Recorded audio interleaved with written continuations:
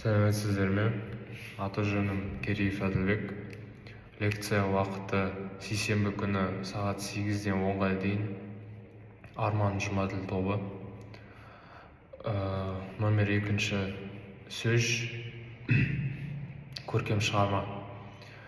Мен таңдаған көркем шығармам ол академиктің көз жасы, авторы Қабдеш Жұмаділ.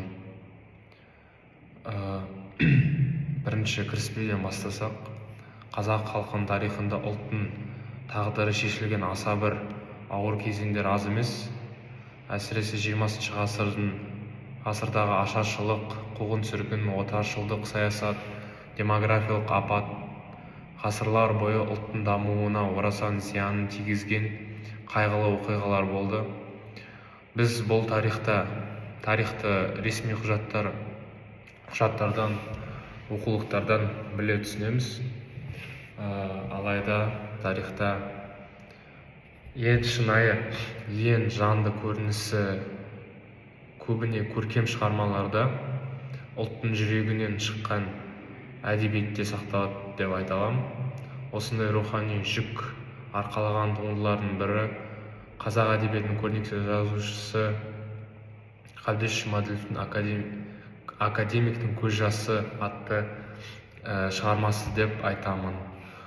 Бұл шығарма бір қарағанда шағын публицистикалық туынды сияқты көрінуі мүмкін, бірақ оның ішкі мазмұны, көтерген мәселесі, жеткізген эмоциялық салмағы өте терең. Шығармада айтылған негізгі оқиға қазақтың әйгілі геологы академик Қаныш Имантайұлы Сәтбаевтың бір сәттік көз жасы. Дегенмен бұл жай көз жасы емес, бұл ұлттың қасіретіне төзбей, халқының тағдырына оңайлықпен мойынсұнбай, ішкі рухани жарасын сыртқа шығарған үлкен жүректің көз жасы деп айта аламын. Жазушы Қабдеш Жұмаділов Сәтбаевтың ішкі күйзелісін суреттей отырып, тек бір адамның тағдырын ғана емес, тұтас қазақ халқының ұзақ жылдар бойы бастан кешкен трагедиясын көз алдына әкеліп, шығармада көрсетілген тарихи кезең тек өткен шақ қана емес, бүгінгі күн ішінде сабақ деп айта аламын. Бұл туындыны оқу тек әдеби ләззат алу үшін емес, тарихпен сырласу, ұлт жадын жаңғырту, өз болмысынды қайта түсіну деп есептеймін. Бірінші бөлім бұл негізгі бөлім, шығармаға арналған тарихи кезең мен оқиғалар. Шығарма 20 ғасырдың алғашқы жартысында орын алған ең ауыр тарихи кезеңдердің бірі. Бұл уақытта қазақ халқының рухани және демографиялық күйреуіне ұшыраған кез. Көркем туындының негізіне арқау болған тарихи оқиғалардың бірнеше кезеңге бөліп қарастыруға болады. Бірінші бөлім бұл ашаршылық. 1921-22 және 1931-33 жылдар болған ашаршылықтар қазақ халқы үшін ең үлкен трагедиялардың бірі. Бұл екінші ашаршылық, яғни 31-33 жылдар аралығында болған. Тарихшылардың зерттеуі бойынша бұл кезеңде қазақтың жартысына жуығы аштан қырылды, халықтың көбі босып, солтүстікке, біреу шығысқа, басқалары көрші елдерге көшіп кетті. Туған жерін тастап, үдере көшкен халықтың орны бос қалды. Шығармада Қаныш Сәтбаев геологиялық экспедиция кезінде дәл осы бос қалған ауылдарды көріп, ішкі ауыр күйді бастан кешеді. Бұл көрініс жай географиялық сурет емес, қазақтың ұлы даласының жаны үзіліп қалғандай әсерін береді. Екінші бөлімге өтсек, бұл демографиялық өзгеріс және сырттан қоныстанушылар. Ашаршылықтан қырылған қазақтардың орнына кеңес билігі сырттан түрлі ұлт өкілдерін жаппай көшірді осы уақытта. Сөйтіп, қазақ даласының этнодемографиялық құрылымы түбегейлі өзгеріске ұшырады. Шығармада автор осы оқиғаны үлкен ауырлықпен баяндайды. Қаныш Сәтбаев қазақ ауылдарын иесіз қалғанына емес, сол жерге бөтендердің ие болып жатқанына күйінетін сезімін көре аламыз. Бұл ұлттық санаға ауыр соққы деп айта аламын. Келесі кезеңдесек, бұл 1937-38 жылдар аралығындағы қуғын-сүргін. 20 ғасырдағы тағы бір қасірет — саяси репрессия.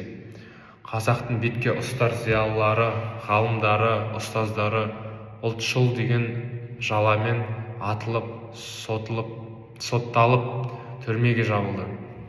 Қаныш Сәтбаев та сол идеологиялық қыспақтың ортасында жүрді.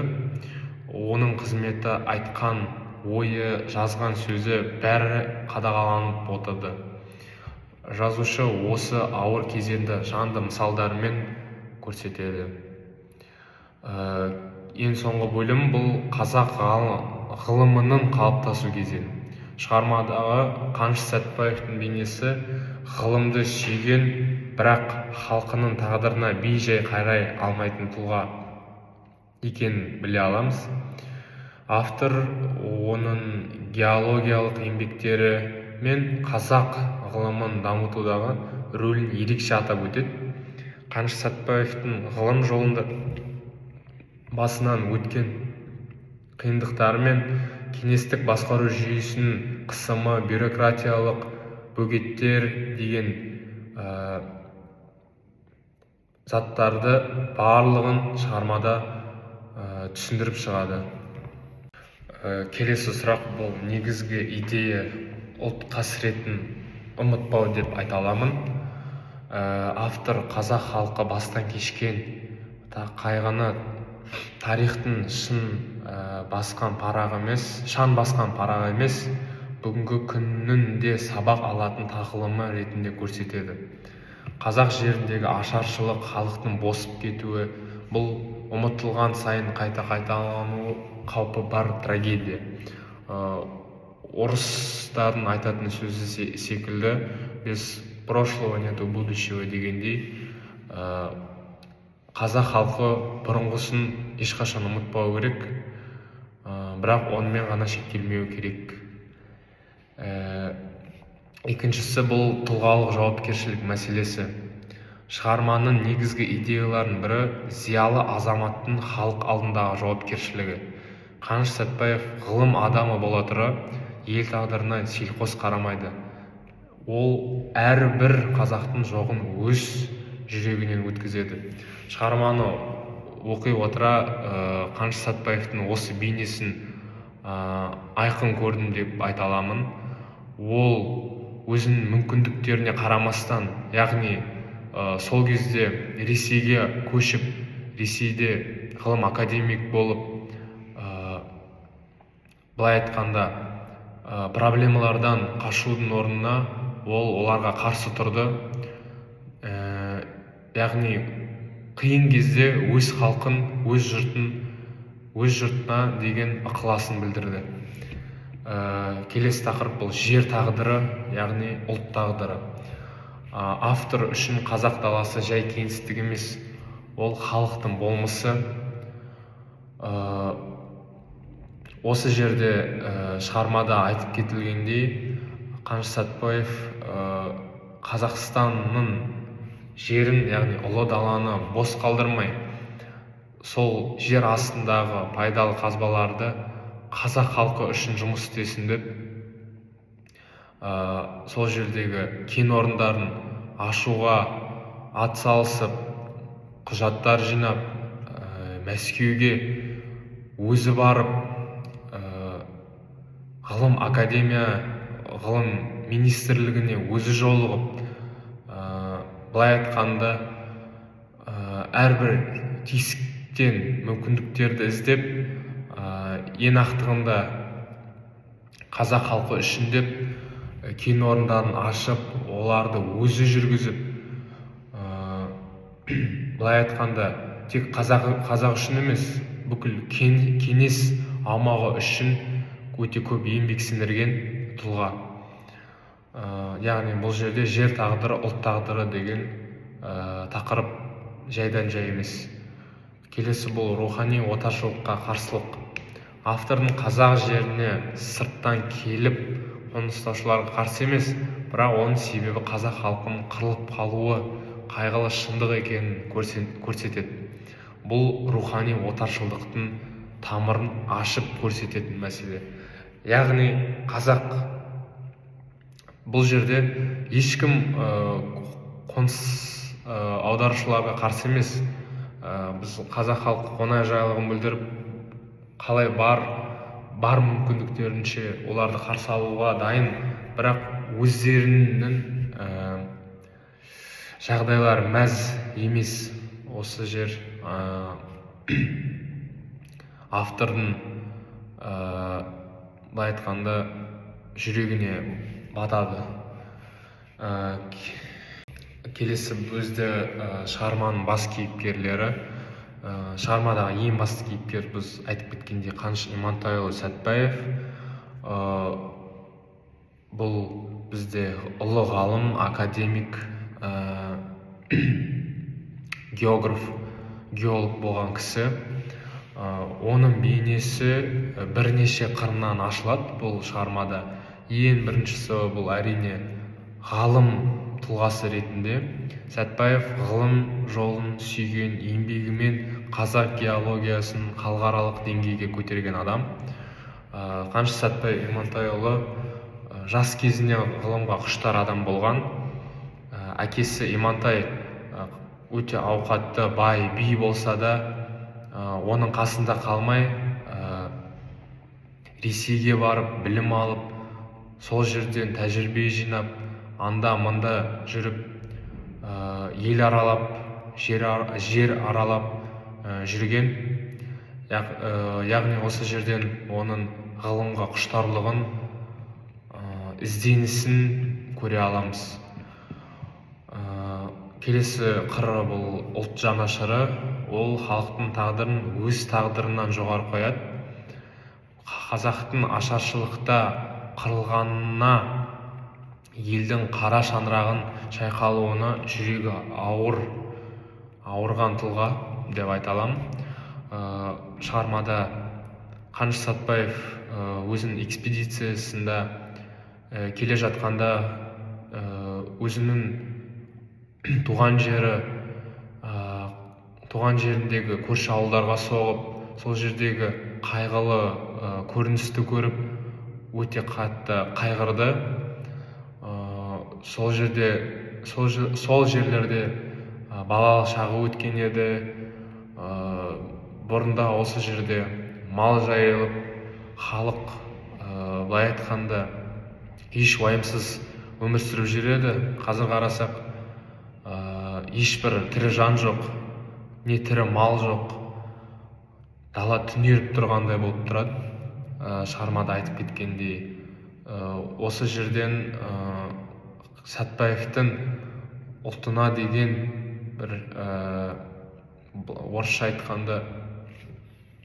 орысша айтқанда безразличиесінің жоқтығын көре аламыз. Келесі қыры бұл рухани биік. Рухани жағынан биігі кейіпкердің.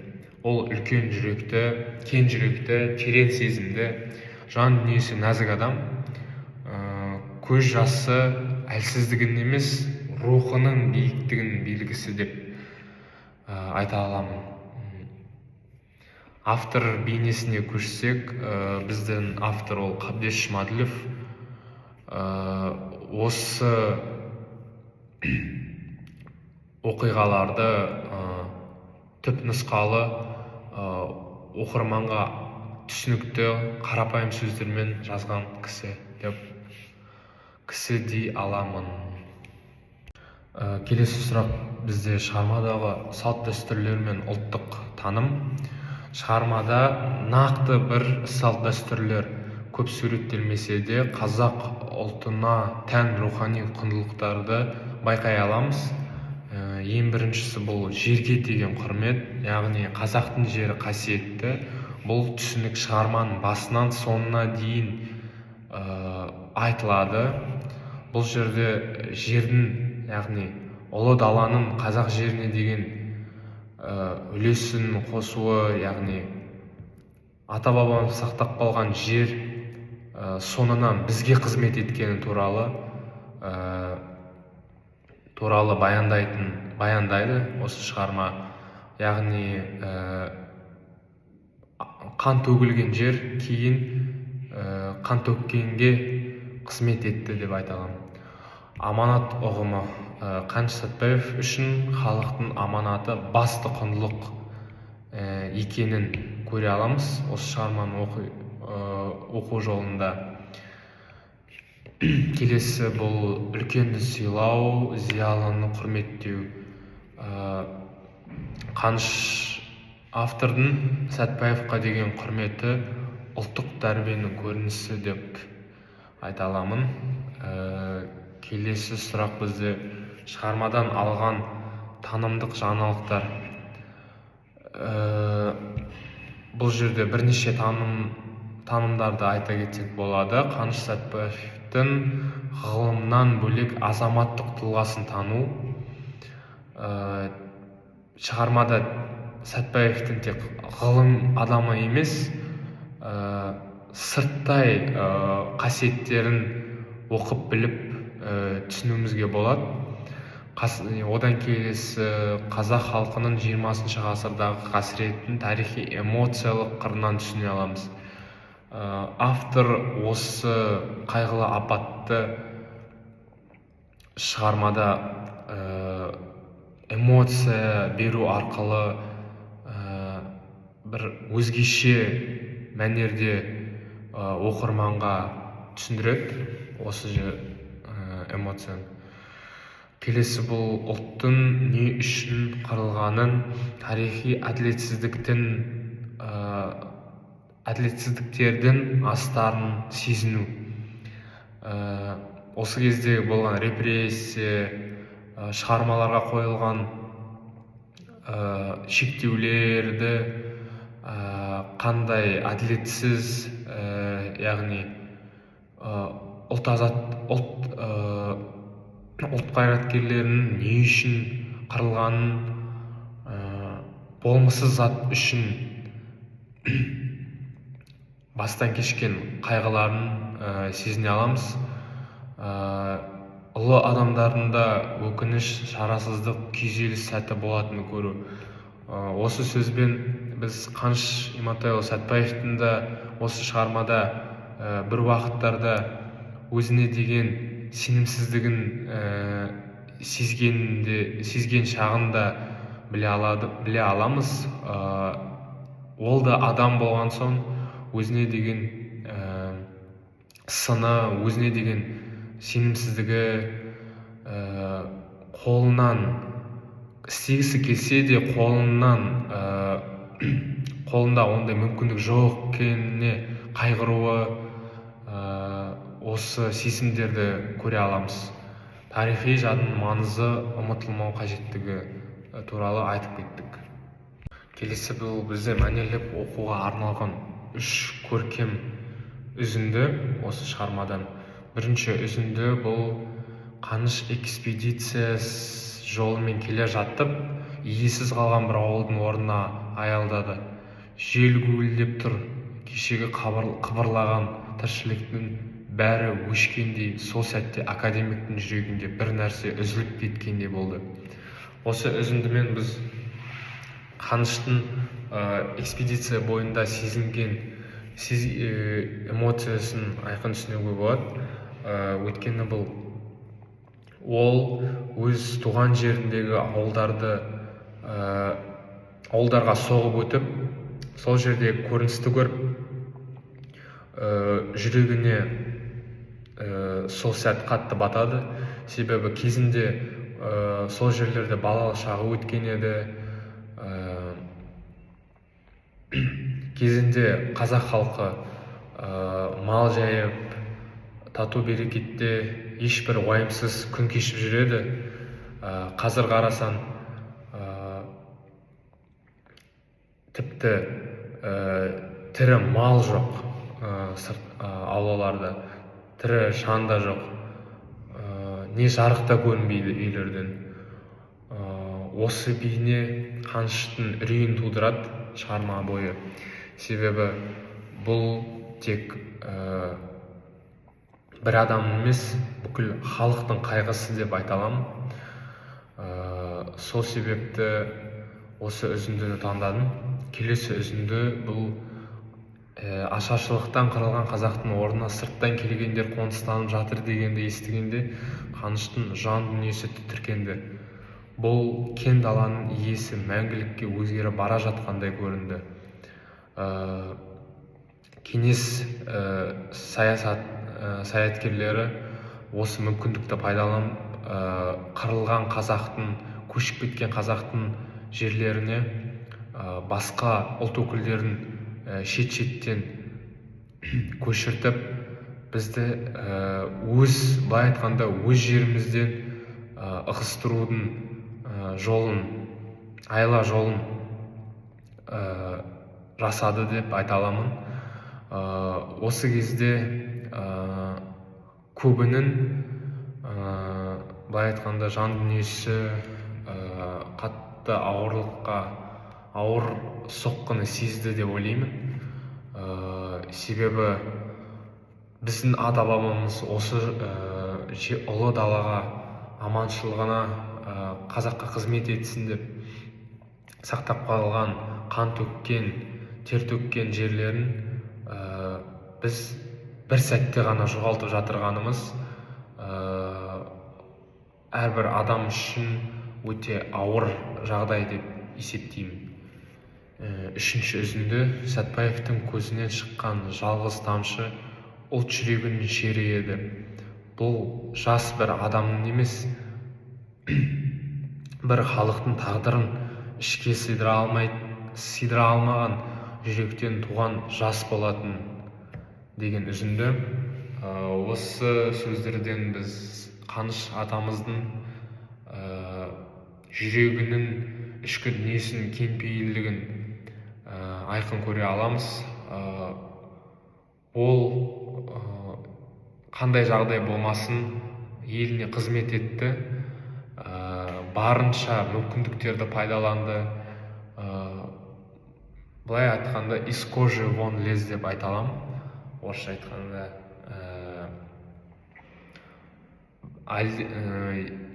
ақтығында елге еткен қызметі, пайдасы, елге істеген пайдасы,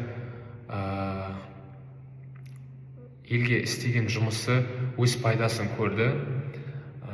Қазақ КСР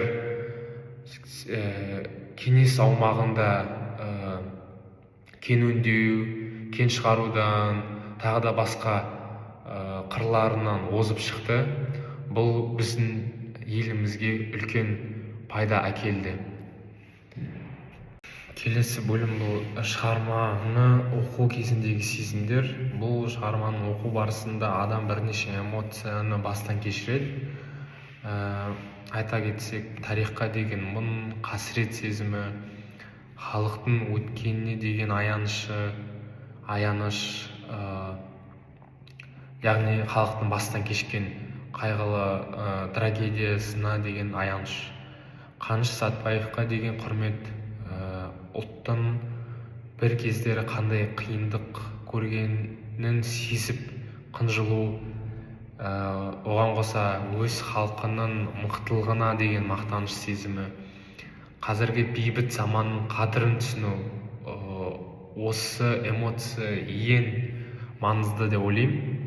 Себебі қазіргі таңда бейбіт өмір сүруіміз, дамуымыз осы бұрынғы адамдардың арқасында. Сол себепті біз өз тарихымыздың, өз ата жұртымыздың, зиялыларымыздың қадірін түсінуіміз керек. Бұл әсерлі, жүректі ауыртатын, бірақ санаңды оятатын шығарма деген тұжырымды айта аламын. Келесі бұл кітапты не үшін ұсынуға болады? Мен бұл шығарманы таныстарыма және басқа да студенттерге осы себептер арқылы ұсынар едім. Біріншісі бұл тарихты көркем жолмен түсіну үшін. Шығарма деректен көрі күшті әсер береді. Былайша айтқанда, жай тарих кітабы емес, даталарға және бір событияларға толы емес. Бұл бір кейіпкердің тұлғаның өмірбаянын аша отырып, сол жерде тарихқа да көз ұмылдырып,